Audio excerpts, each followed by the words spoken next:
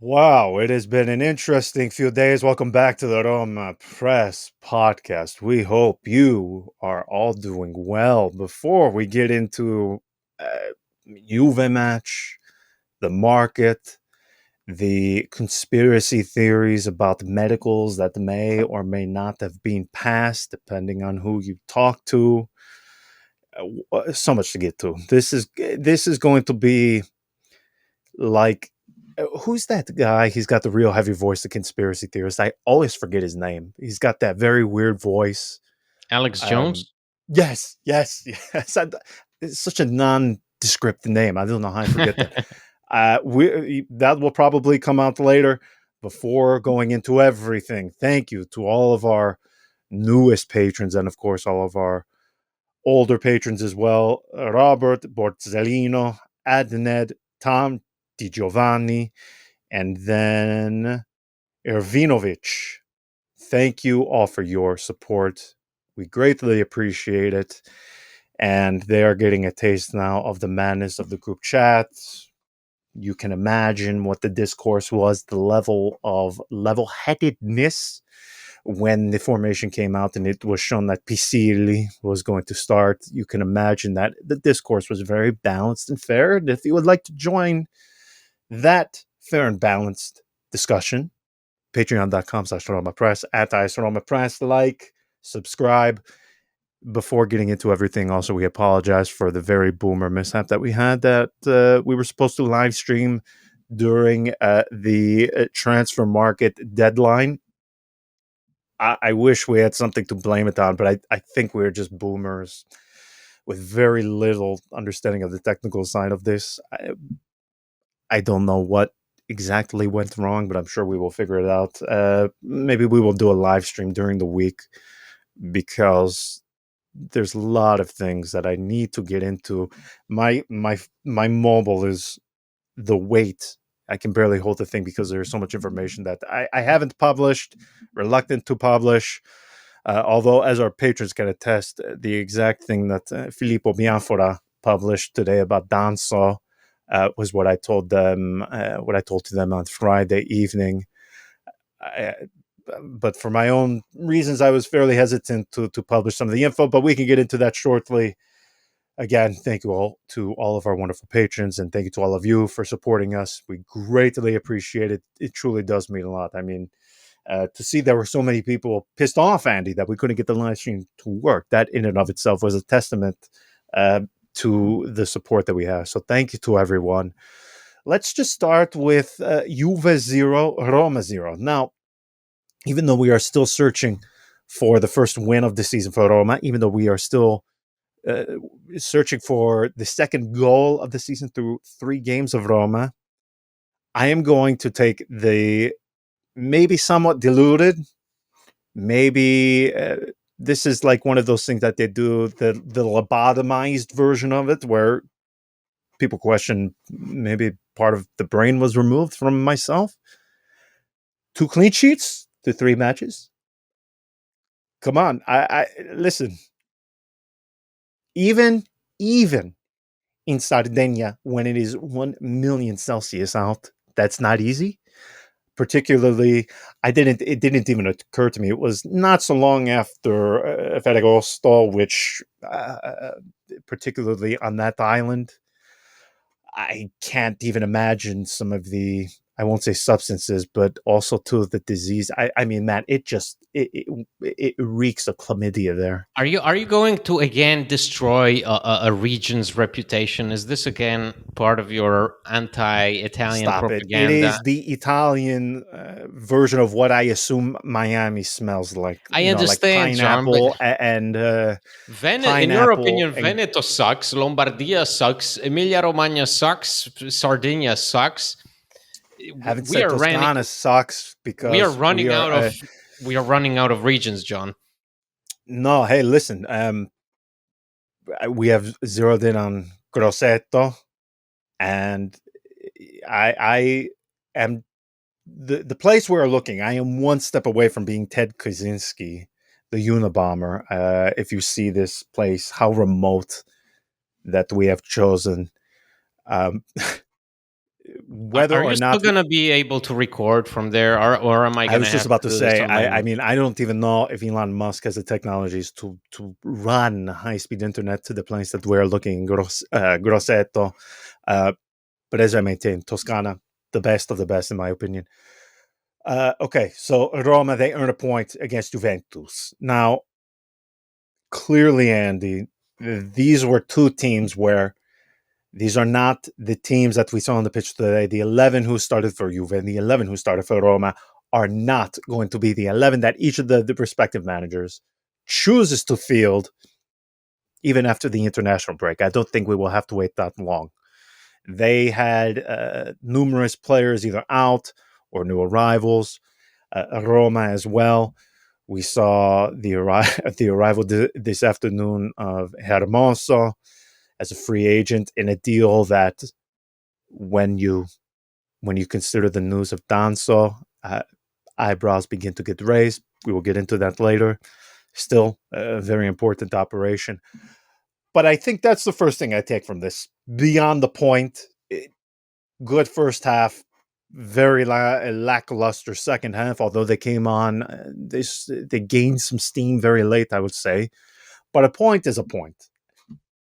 Anytime you can go to Torino, to the Juventus Stadium, and get a point, get a result, you take it every time without hesitation, removing any context. I couldn't care less what the context is. I couldn't care less. You But go there, you get the point. the context, John, is that this is our first clean sheet in this stadium in 23 years, John.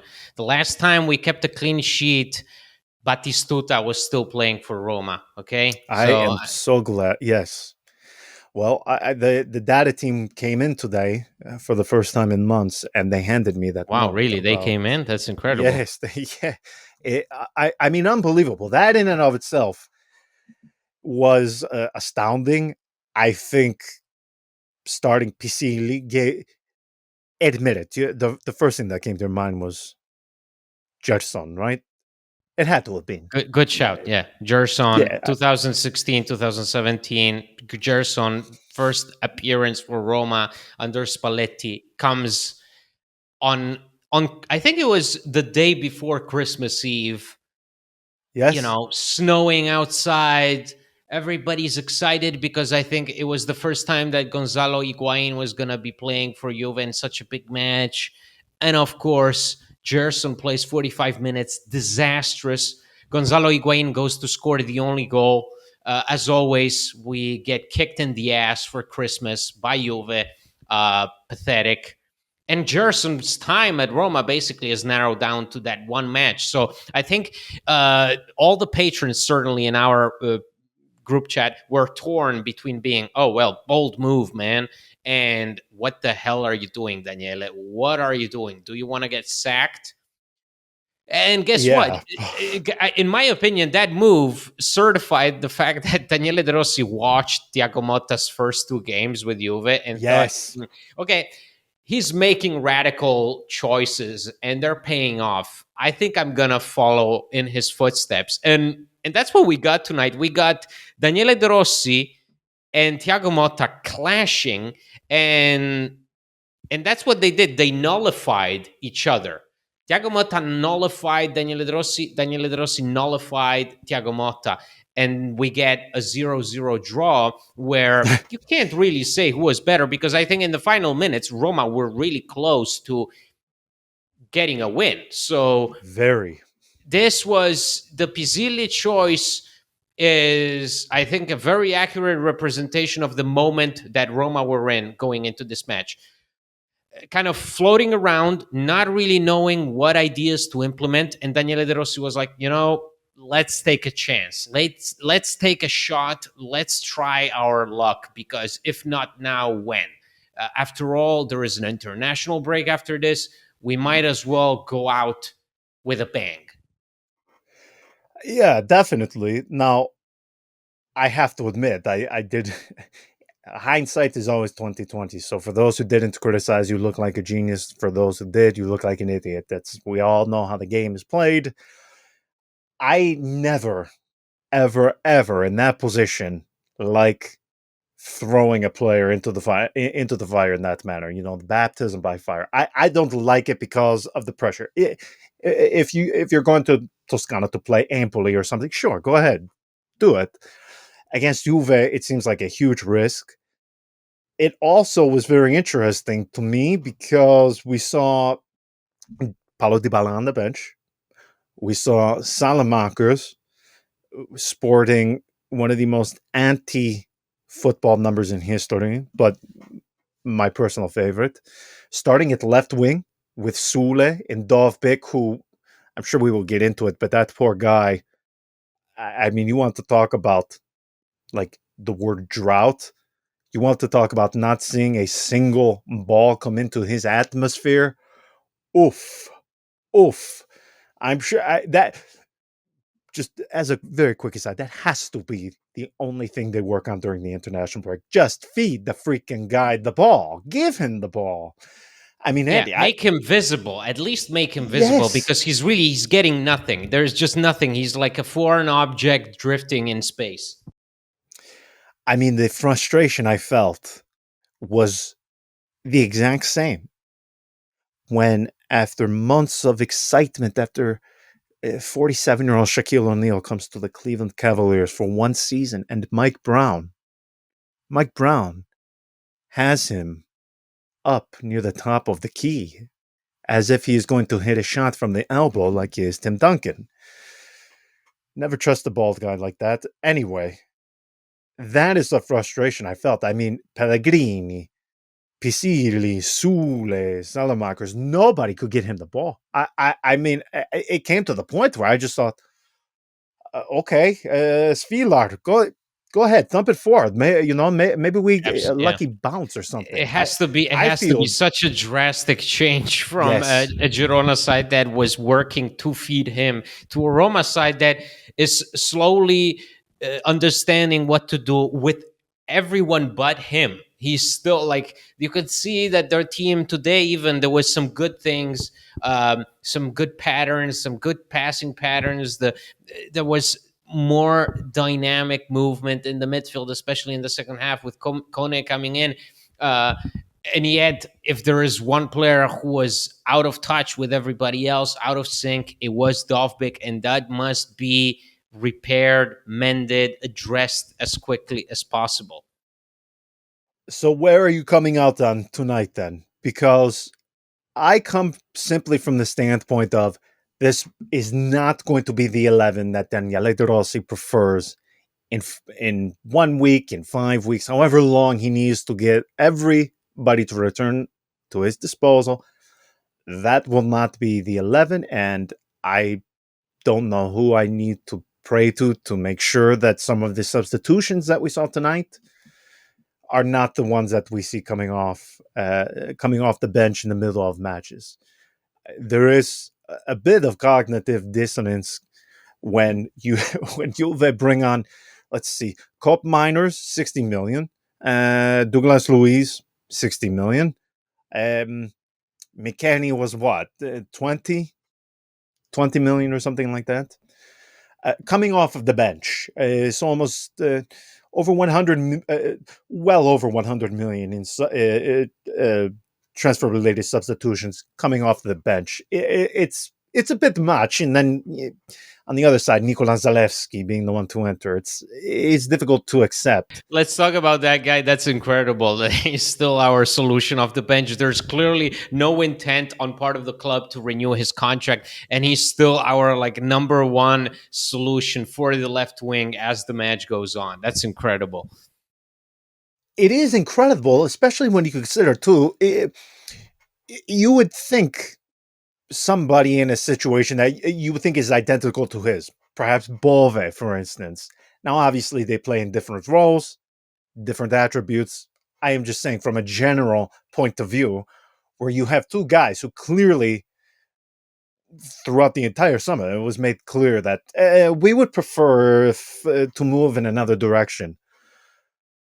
But not only has this guy survived the purge, he is now been among the first off of the bench in the first three.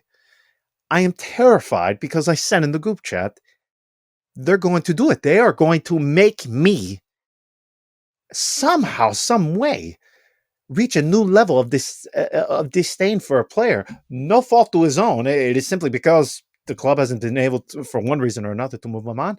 I never thought anybody would eclipse Alessandro Florenzi, a guy who I the second the thing happened with the knee, it became clear. This guy, it was just never going to happen for this guy. Yet Roma, like they say in the movie Mean Girls, yeah, they kept trying to make fetch happen. They kept trying to make Alessandro Florenzi happen, and I kept having to hear this word jolly, and I kept having to hear Sabatini give interviews at 11 p.m. saying he's stronger than Danny Alves. Just the most nonsensical things. I can't do this to Zalewski because it's not fair. He's at least a decent guy. Um, I don't understand. I don't understand at all. I also don't understand some of the things, again, related to Paulo Dybala.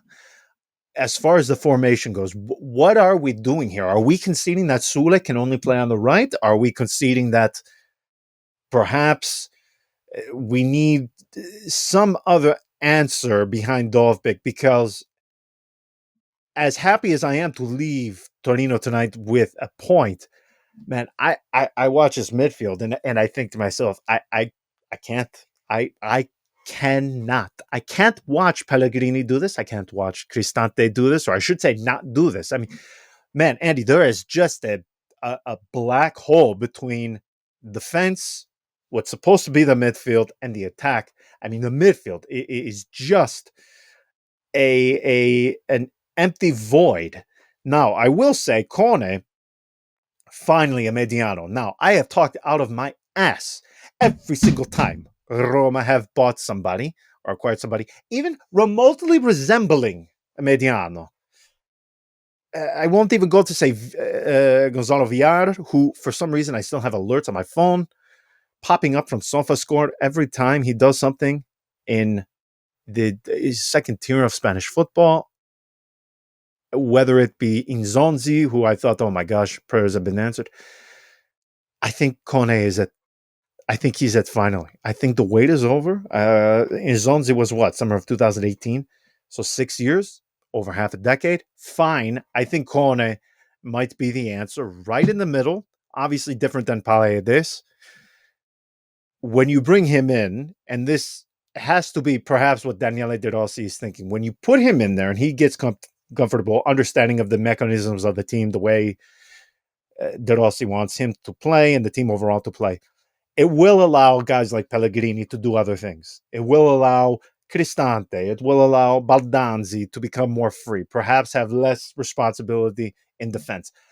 That is the only way I can view what De Rossi is doing right now with the midfield, because the midfield to me is a big, big concern. You just can't have this disconnection between the midfield and the attack like this. I mean, our poor boy Dovbyk, he hasn't eaten in months.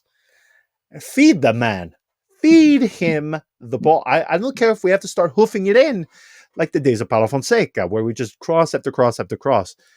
Something has to be done there. As far as the midfield, your level of concern, because somebody's going to have to come out. Is it Paredes? Is it Pellegrini? Is it Cristante, who for some reason turned into a man loathed after this thing with De Rossi, which was originated from.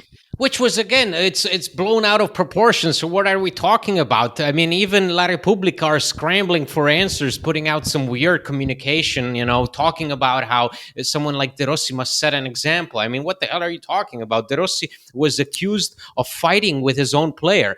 What is he going to do? Just sit in silence and not say anything about the journalists that put that fake story out there? Ridiculous. So, John, Yeah, you and asked me. he's one of the guys too. I just have to say, very rarely do I like to bash colleagues on here, but the guy. Very rarely. Are you sure about that? No, but no, it's always the same target. So come on, Marko Juric. I think he has written for more outlets than I have children in the last 2 years. Oh, he I was mean, with just off the Sky top of Sport for a long Sky time. He Sport, was. Il Tempo. Then he moved to after Il Tempo. I think he went to another newspaper. I forget which in between. But he's had like 4 or 5 stops in between. I do not like him at all. Very not professional. I'll just say that.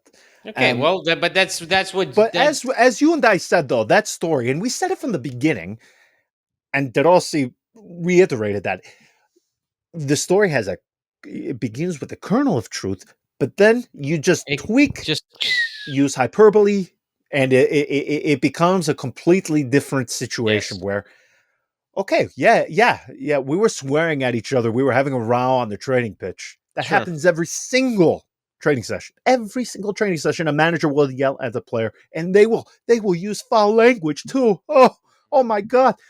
But then when you tweak it to they were using foul language and it got physical, Hmm. that is Yes, where you and just had to be you can't. separated.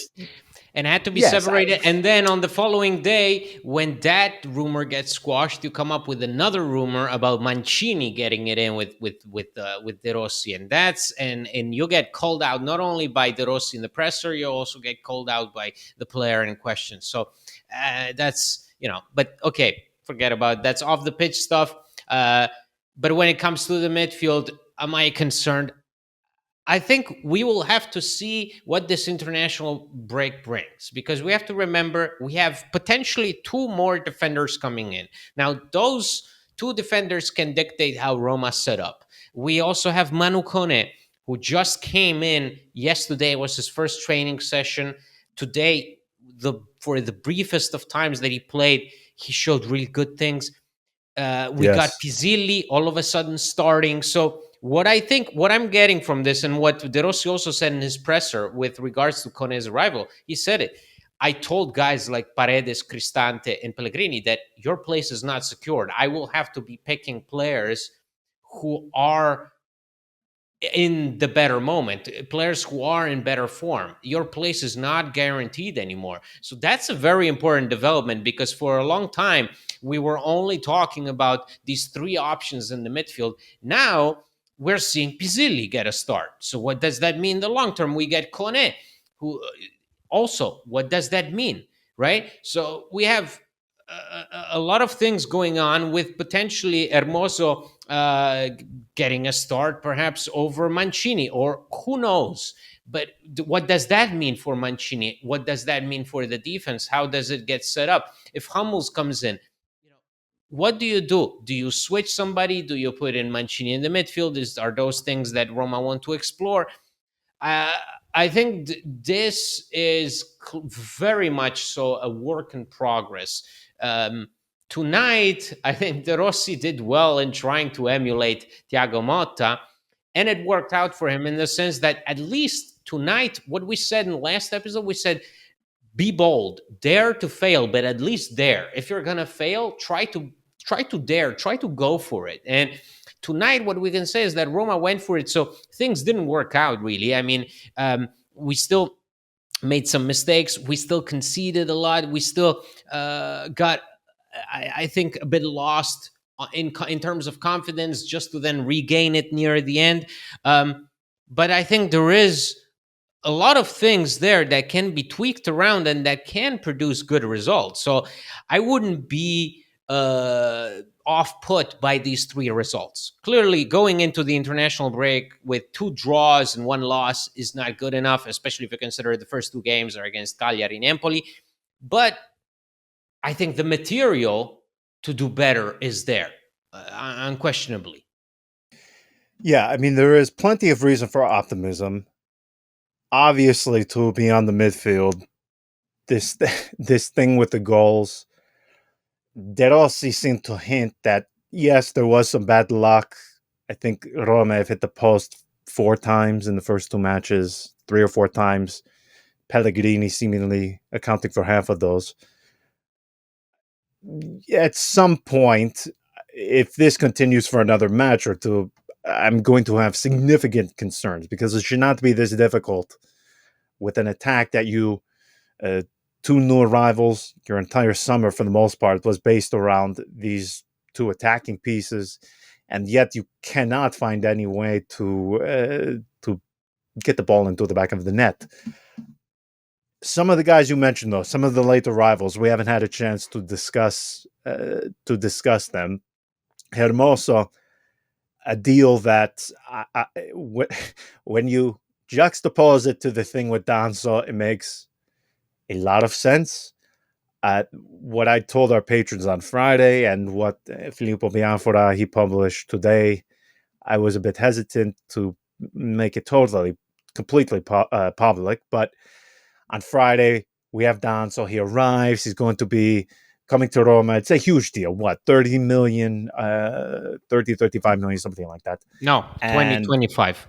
25. or I'm sorry, 25 to 30 25. million. I don't know why I said 30. Loan with obligation for 25 million. Obligation, yes. And he arrives, and we don't hear anything. Now, when a player arrives, Roma, they give to us just a very brief, yeah, now he's going here, arrival at the airport between this time. So they give the media and journalists time to prepare so they can get their photos and publish and hype up the new arrival. Well, we didn't get that this time. And much like the thing with Malcolm, as if you remember Bordeaux, they put out that very odd statement when it looked like Malcolm was going to come to Roma. They said they had a very bizarre... Yeah, they were the only ones. They were the only ones. Roma didn't put out an announcement for Malcolm. It was Bordeaux who said, we have an agreement, verbal agreement with Roma for the transfer of Malcolm.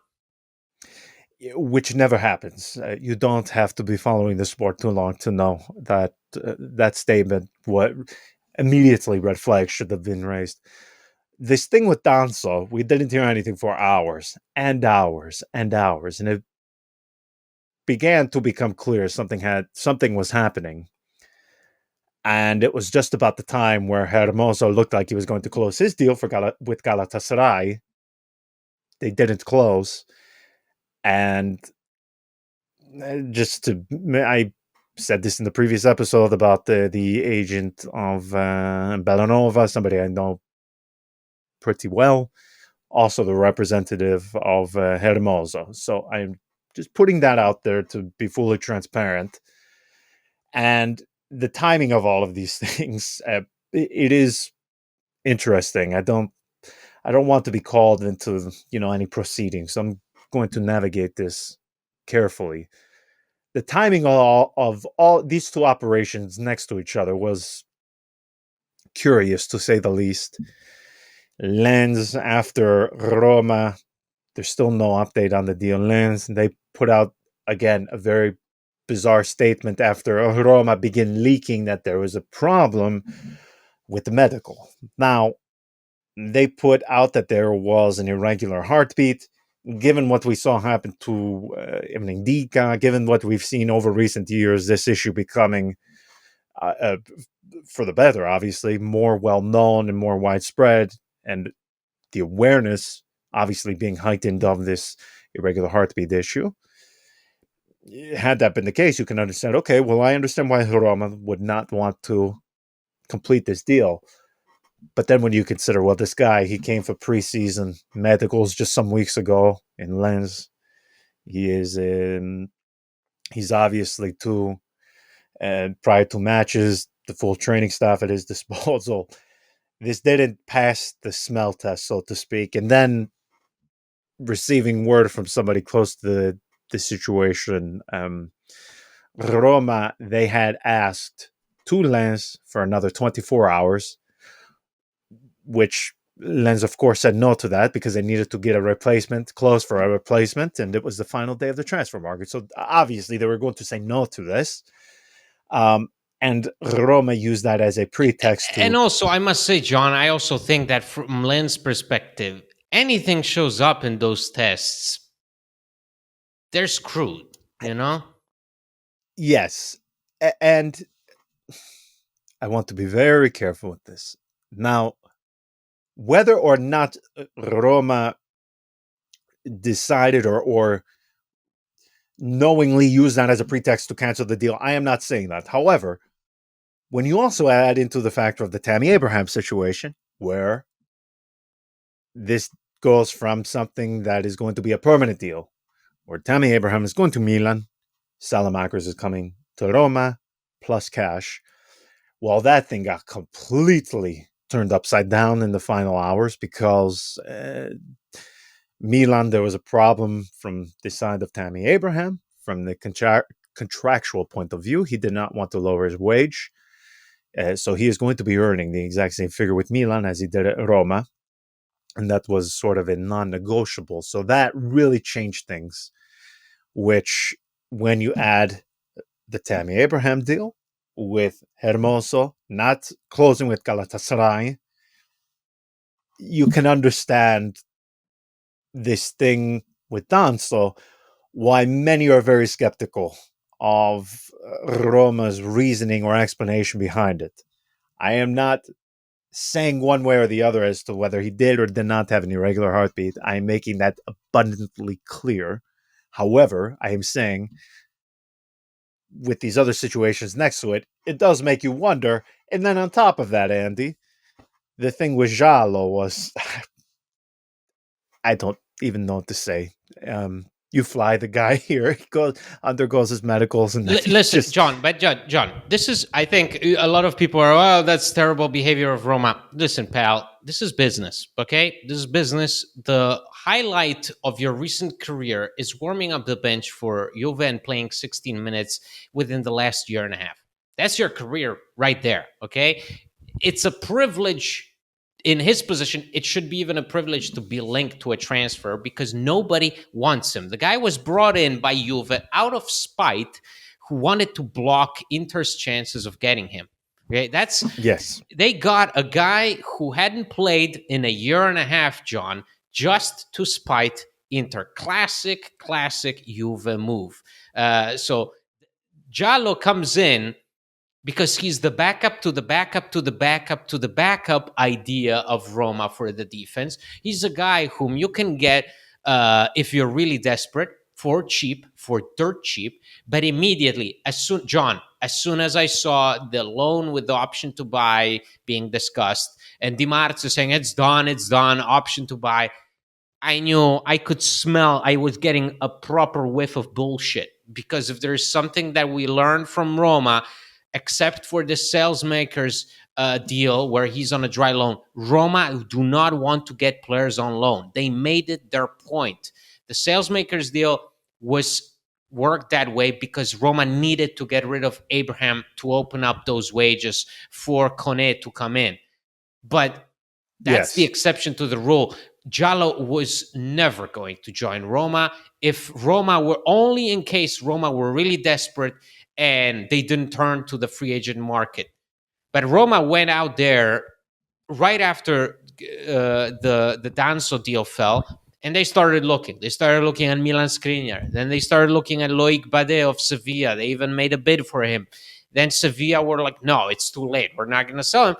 That's when Roma turned to the free agent market. So that is, for me, that's the evidence that there's nothing in this Danso thing that is orchestrated by the club. There's just nothing in that. The medicals get failed. Marc Pubil had the same thing with Atalanta. Perfectly healthy, right? Yes. Plays Olympics with Spain, wins it, is over the moon. He's going to get his big move to Atalanta, who just won the Europa League.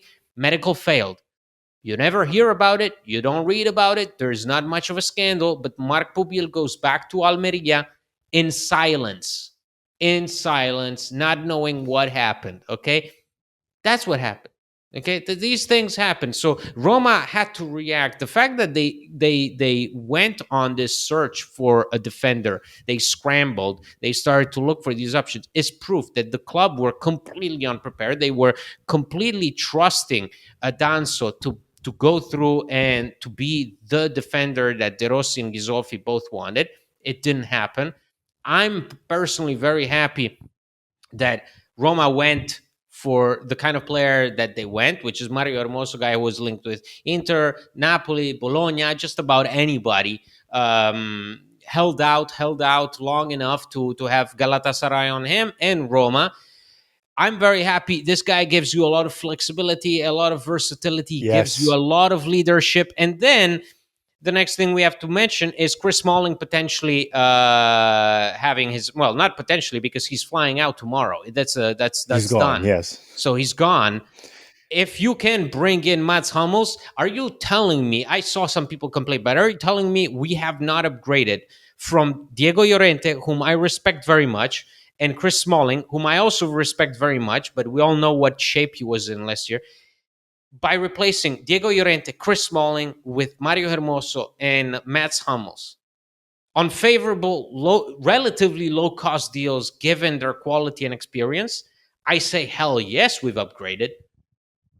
Yeah, I mean the Hermoso deal is. I mean, if you want to talk about a home run, so to speak, you do that deal 5 times over, and then twice again on Sundays.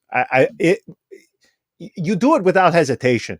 And by the way, the thing with Smalling and his agents, just never having to deal with these with his agency ever again.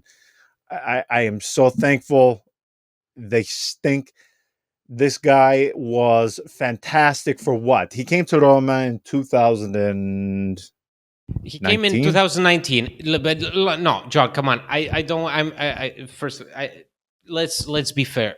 Chris Smalling in the what this would have been this in 5 seasons at Roma. He was unbelievable for I would say 3 for because the 2 were completely wasted on injuries. But Chris Smalling, man, was there in But Tirana. on average, though, that's better than most. Better than half the time that you've been at Roma. I mean, compare that to Karsdorp. That's what I'm saying. That's 15%. What I'm saying. 15%. We have to give credit. So I don't want to dismiss him like some garbage bag because Chris Smalling came through Roma. Yeah, by the way, Chris speaks Smalling, better than half of the population of people in Rome. By the way, listen, speaks better Italian than half of them. Chris Smalling comes in and he's a meme. And you know it. That's why you're laughing. Remember, John, he comes in, he's a meme. He's a meme. Chris Smalling comes in from Manchester United. Yes. He's a meme. Nobody's taking him seriously. Everybody thinks Roma got duped. Chris Smalling goes in and becomes one of the best defenders in Serie A until he gets hurt in second season with Fonseca. With Mourinho, he's an absolute rock. In Tirana, in Budapest, he's irreplaceable. He's the main reason why that team functioned and held on for as long as it did, having such a good defensive rate, such good statistics. That's in huge part to Smalling for just being a general. The fact that he couldn't even really speak Italian with his other teammates is incredible because the way he led that defense with Roger Ibanez, Gianluca Mancini is amazing. So I think Chris Smalling leaves a year too late. He should have left on a good note right after that very positive season with Mourinho after Budapest. He should have left then, I think, looking back. That was a bad deal to renew him at those numbers. But he leaves as a good servant of the club. If he is replaced by Mats Hummels, that's also a great deal in the sense that the market is closed and you're upgrading over a guy who physically, I don't think Smalling will be able to hold out much longer. I think Saudi Arabia is his logical next step in his career. Yeah, get the bag, man. Go get it. He's run out of gas. If there's a player that has run out of gas, it's Smalling, but he's been good. He's been good. I think for a long time he was good at Manchester United, although he's been narrowed down to being a meme there. At Roma, he was always solid, if not one of the best defenders in the league. Yeah, and his agency notwithstanding, extremely polite guy. And by the way, that photo of him playing cards right outside the cafe is one of the best photos. Do you know which one I'm talking about of him playing cards with his agent? It was right after he returned. And again, speaks better than half the people in the city of Rome. Now, the accent was a little iffy, but as far as the actual words and the clarity of his Italian, it was spot on. No, I have no issue with it. I mean, clearly, as you said, if we have questions about the guy, I mean, I had serious questions as to whether even 20 matches, if that is a concern for a guy who, let's be clear, I mean, the wages, Andy, he was earning were enormous wages for a guy who, for starters, he is not going to be a first choice. He's going to be the first off the bench. And we don't even know the consistency of him being available from the bench it makes all the sense in the world to The move on. only moment that I remember from him from last season is that match against Milan, where he comes back out of Milan, nowhere, yes, is a complete rock, and then disappears. He disappears and he's yes. back injured. So that's what I mean. Unfortunately, Smalling was not someone you can count on. So think about it. We go from Diego Llorente, a decent defender whom I always liked, given that he was on 2 consecutive loans. The fact that he surprised everybody, a Leeds backup, basically, a Leeds bench player came in and came through for Roma. Decent, okay, but still, Diego Llorente. And you replace him with Mario Hermoso, who, in my opinion, is undoubtedly a proven presence at the back and a guy who can give you a lot in terms of how you set up on the pitch. And then possibly Mats Hummels, one off, if not the best defender of last year's Champions League, basically carries Borussia Dortmund's back to the final. Unbelievable performance from a guy who was somehow excluded from Germany's national team for the Euros. He's there for the taking. He wants to be close to his family, to his ex-wife, to his kids. He wants to travel back and forth between Munich and whatever. So good for him. If he can set up in Rome, that's the perfect spot, and he will be welcomed with open arms, because those two guys definitely elevate the depth and the quality of Daniele De Rossi's squad. Oh, 100%. And we will do something midweek to talk more about the transfers. But I mean, initial reaction, I think as far as an overall summer goes, I am hard pressed to think of who did better immediately after arriving than Gisolfi. I thought Isolfi, this who summer, joins in June, man. He joins in June. He correct. joins the first week of June, gets to work, finds himself that Paulo Dybala situation. I mean, talk about Yes. a challenge for a newly appointed sporting director. Handling that hot potato and then having to run an entire strategy around a team that needed to be revolutionized, and that De Rossi was explicitly asking to be revolutionized, is quite a big thing. Then you add the Dove big thing that comes up out of nowhere, Yes. and we take we take that opportunity. That's also huge. So you'd be hard pressed to find someone who would have done better with so little time at his disposal. Yeah. I mean, the versatility he showed. It is difficult when you compare, especially if you compare it to the likes of Sabatini. The versatility he showed in moving on, or when a situation did not close, or there was a sense that it would not close, move on to the next. That is something that I think is one of those underrated qualities that might go underappreciated, or maybe perhaps not noticed. But that is something, just knowing what's going on with some of these discussions, to see the guy, okay, Danzo, not going to happen, fine, here. Being able to do that on the fly as he did, I think is very impressive. So we will leave it there. A good point. Leaving Roma, leaving Torino with a point against Now our Juventus. favorite thing, international break. Great.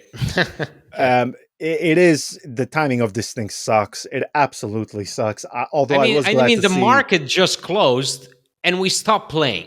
Make it make sense, Well, because we start I know, playing. but I was about to Market. say, I've never seen so many people be this outspoken of the Yeah. market, because Everybody it has hates. always been this way. It is. And to see so many people complaining about it, seeing the Fijishi complain about it, seeing every single manager in Serie A, Premier League, seeing everybody complain about it.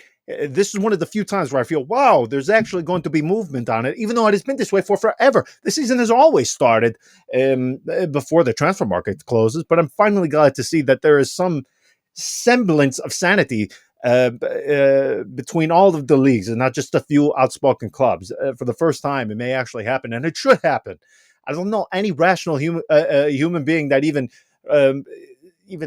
slightly enjoys football would somehow try to rationalize or try to make sense of the situation as it currently stands. But finally, I think we're going to see some movement on it for the first time. So we will leave it there. Back in a few days. Until then, ciao.